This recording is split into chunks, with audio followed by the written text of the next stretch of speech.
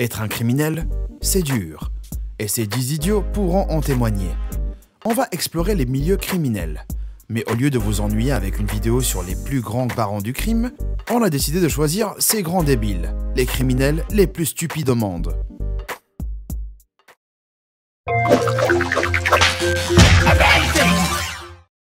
Numéro 10, Eloise Reeves. C'est pas carrément horrible de tomber sur du mauvais crack? Ça ne vous donne pas juste envie de trouver le policier le plus proche et de vous plaindre de ce scandale? Probablement pas. Parce que vous êtes sûrement pas aussi idiot qu'Eloise D. Reeves, de Caroline du Nord. Après avoir acheté du crack, elle s'est rendue compte qu'il était de mauvaise qualité, fabriqué à partir d'un mélange de cire et de cocaïne, et a contacté un adjoint du shérif du comté de Putnam pour se plaindre. Elle aurait présenté son crack au député, qui l'a testé et a arrêté Reeves quand le test est revenu positif à la cocaïne. Morale de l'histoire, gardez la police loin de vos activités illégales. Numéro 9, Matthew McNally et Joey Miller. Si c'était facile de juste se colorier le visage au feutre indélébile noir, Bruce Wayne n'aurait sûrement pas fait autant d'efforts pour créer ce masque pas du tout confortable. Les deux criminels et idiots Matthew Allen McNeil et Joey Lee Miller de l'Iowa n'y ont apparemment pas pensé quand ils ont essayé de faire un vol avec du feutre noir comme seul déguisement. Deux problèmes à ça. Primo, c'est du feutre indélébile, donc un indice qui ne s'efface pas avant de se faire arrêter. Et deuxio, se colorier un masque sur le visage, ça ne le cache pas vraiment. Numéro 8, Renault Plaisir. Imaginez-vous, au milieu d'un beau petit cambriolage à l'ancienne, quand votre bidon se met à gronder. Vous ne pouvez pas juste ignorer votre corps, non? Et puis vous avez déjà commencé à voler certains des objets les plus intimes de vos victimes. Alors pourquoi ne pas prendre les ailes de poulet dans leur frigo? Après votre collation, vous commencez à somnoler. Alors pourquoi pas, en mode boucle d'or, faire une petite sieste? C'est comme ça que Renault Junior Plaisir s'est endormi dans le couloir de la maison qu'il cambriolait, après avoir grignoté des restes.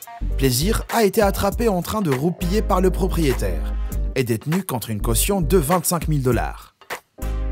Numéro 7, Juan Gonzalez Jr.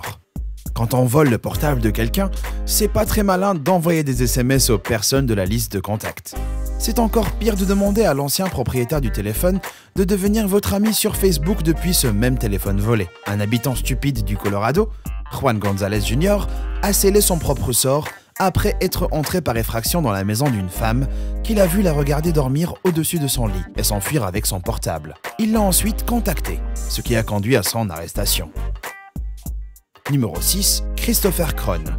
En général, les activités criminelles prospèrent grâce à l'anonymat. Christopher Kron de Fort Myers Beach en Floride n'était pas au courant. Et pendant sa tentative de vol du bar Juncano, il a donné son nom à la société d'alarme qui appelait en réponse à l'alarme qu'il avait déclenchée. Le cambrioleur a répondu au téléphone avec son nom complet. Mais le pire, c'est qu'il a eu l'audace de retourner sur les lieux du crime le lendemain, quand le bar a réouvert. Il a été arrêté après avoir été vu sur les caméras de surveillance qui montraient qu'il n'avait pris qu'une seule bouteille d'alcool. Numéro 5, Derek Mosley. Qui gagnerait dans un combat? Un homme avec un pistolet ou un avec une batte de baseball et un couteau? Vous vous dites sûrement l'homme avec le pistolet. Et dans le cas de Derek Mosley, vous auriez totalement raison. Pour cambrioler un magasin d'armes à feu, Mosley a cassé une vitrine et a attrapé une arme de poing. Et c'est tout ce qu'il a pu prendre avant que le propriétaire brandisse sa propre arme à feu et ne colle Mosley au sol. Sa caution a été fixée à 250 000 $. Un prix énorme pour une tentative de vol vraiment stupide. Numéro 4, Randy Lewis.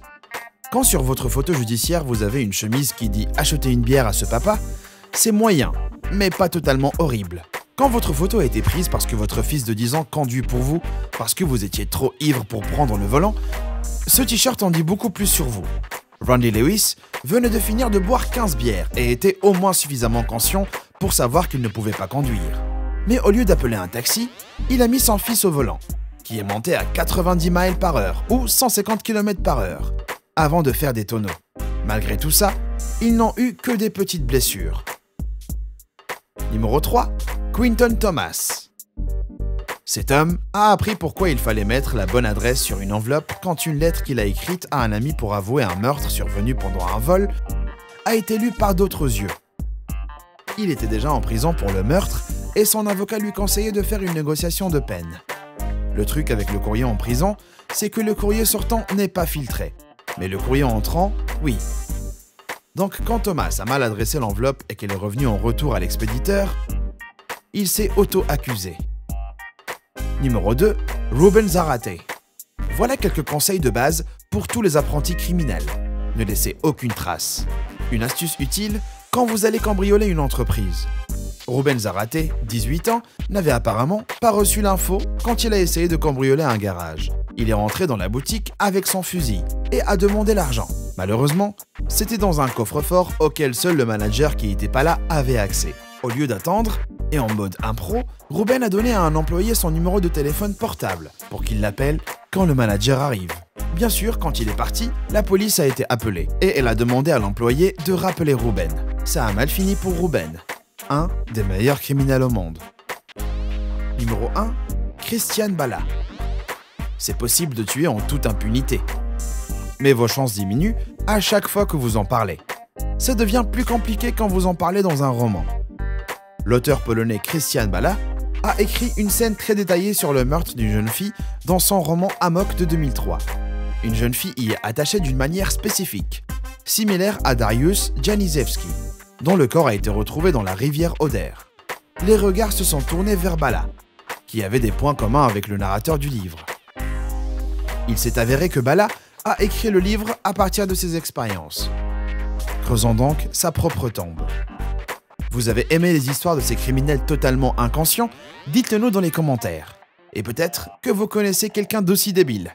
Merci d'avoir regardé et n'oubliez pas de vous abonner. À bientôt.